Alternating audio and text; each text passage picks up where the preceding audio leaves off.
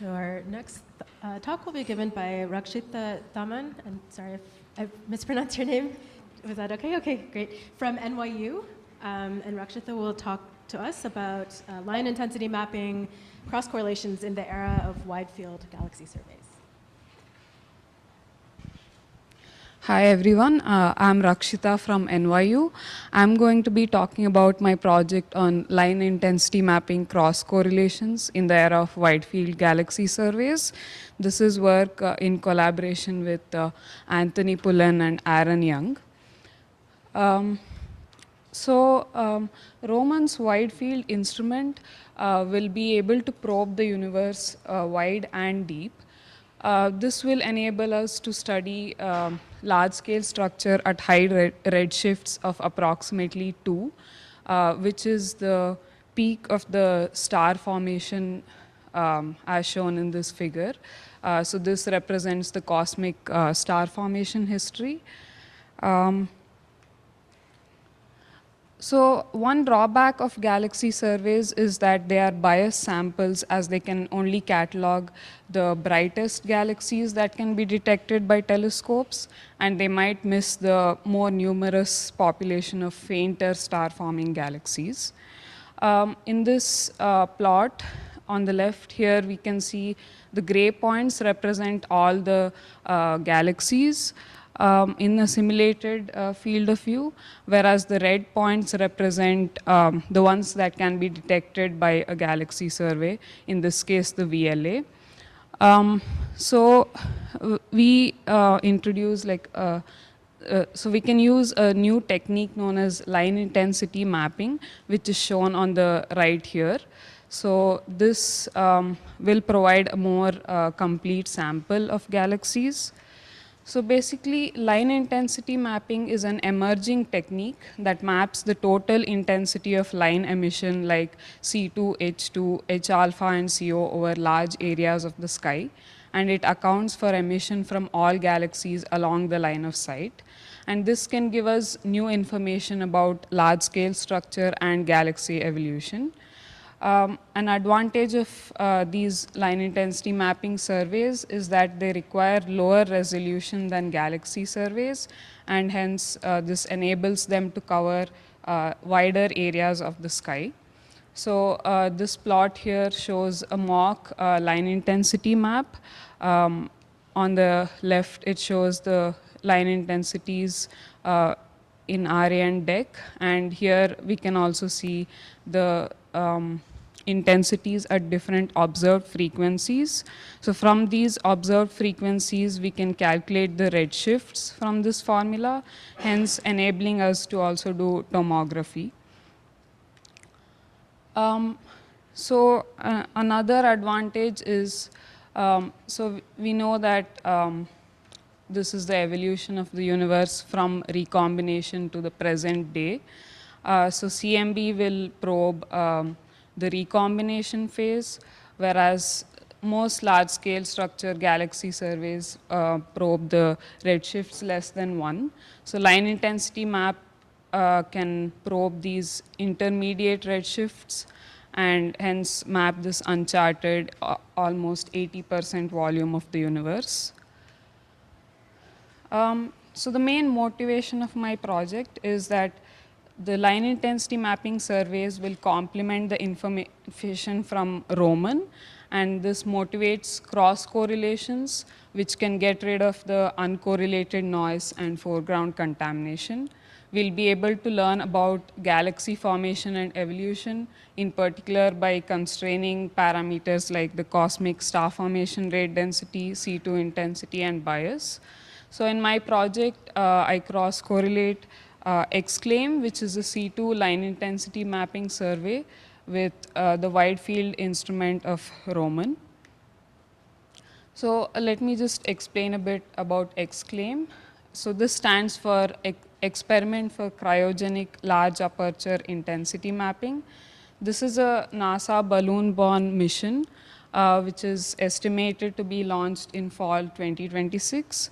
And this will measure the diffuse emission in the range 420 to 540 gigahertz, which corresponds to redshifts 2.5 to 3.5 for C2 and less than 1 for CO. So C2 is a fine structure line, and its importance is that it's strongly correlated with star formation rates. And Exclaim will have a high spectral resolution of 512, and the extragalactic survey will map an area of 305 degrees square. So the main goals of Exclaim are to probe star formation, interstellar medium, and galaxy evolution. And the C2 emission measurement in this redshift range of 2.5 to 3.5 will trace the star formation rate density during the cosmic high noon phase. And after this period, the star formation rate density falls off by a factor of 20 to the present. So the main objective of my project is to forecast the cross power spectrum between Roman and Exclaim C2 maps by constructing mock galaxy maps and mock line intensity maps using semi-analytic models. So semi-analytic models are intermediate between numerical simulations and analytic methods. They are computationally efficient and physically motivated. So we use a particular one known as Santa Cruz SAM, developed by Rachel Somerville and group. So this incorporates a lot of galaxy physics like star formation and gas physics and multi-phase gas partitioning, as well as black hole and AGN physics. So this model has been shown to produce consistent global galaxy properties and evolution compared to numerical simulations and data. Along with this, we also use the submillimeter SAM developed by Popping et al., which simulates multiple submillimeter line luminosities like C2, CO, and C1 for each simulated galaxy. So the main takeaway is that this model is physical and captures the physical processes and observations of galaxies. So we use a light cone produced using SAM, that is the 2 degree square light cone generated by Aaron Young et al. For Roman for redshifts 0 to 10. So here is an animation that shows the light cone. So this represents the observer, and we are looking back in time, and these represent the redshift slices. So this light cone gives the positions, halo properties, galaxy properties, and observed frame photometry for each galaxy in the light cone. So using this light cone, we make galaxy maps by applying magnitude cuts to simulate the selection of galaxies by Roman. So we obtain, this is one example of an overdensity map that we obtain for one redshift slice for the F213 band. Similarly, I also create line intensity maps as shown here. And then to this, I add the smoothing effect of Exclaim beam, and then finally add the instrument noise of Exclaim. And then I cross correlate these two maps. So these are the results I obtained for the cross power spectrum. So this shows the cross power spectrum for galaxy cross line intensity maps, and I plot these for different magnitude cuts of the F213 band. And these are the errors in the cross power spectra. And we see that there is a slight difference in each magnitude cut. And using these, we also calculate the SNR for each of the magnitude cuts to observe if there's a trend.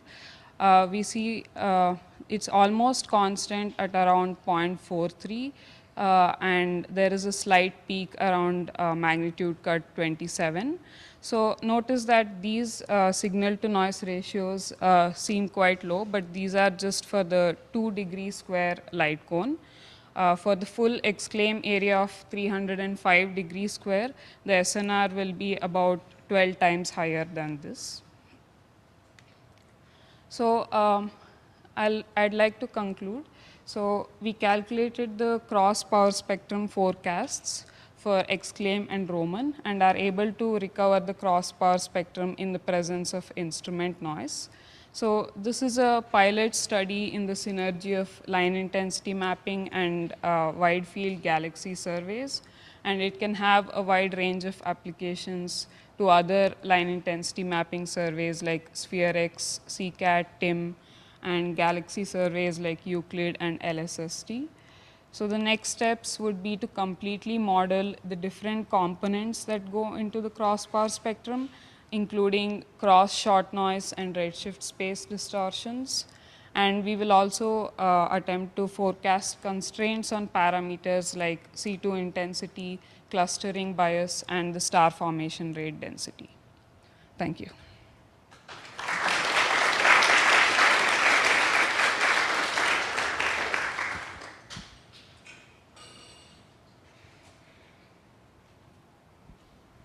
Thanks, Rakshitha. Any questions? We have a few minutes. Yeah.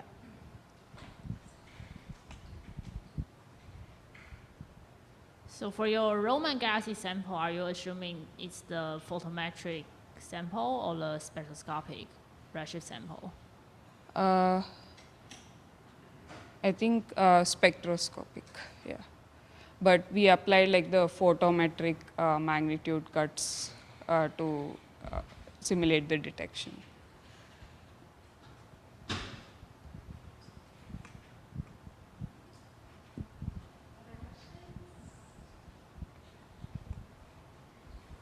Hi, thank you for the nice talk. So the exclaim wavelength range would it be a frequency range? Would it be actually overlapped with the ALMA band 8? So then, do you have any like a probe study by using the ALMA comparing to the HST? Probably that is kind of like good pilot study for this one, like comparing between exclaim to the other Roman. Yeah, we haven't done that yet, but that's a nice suggestion. We'll try to incorporate that too.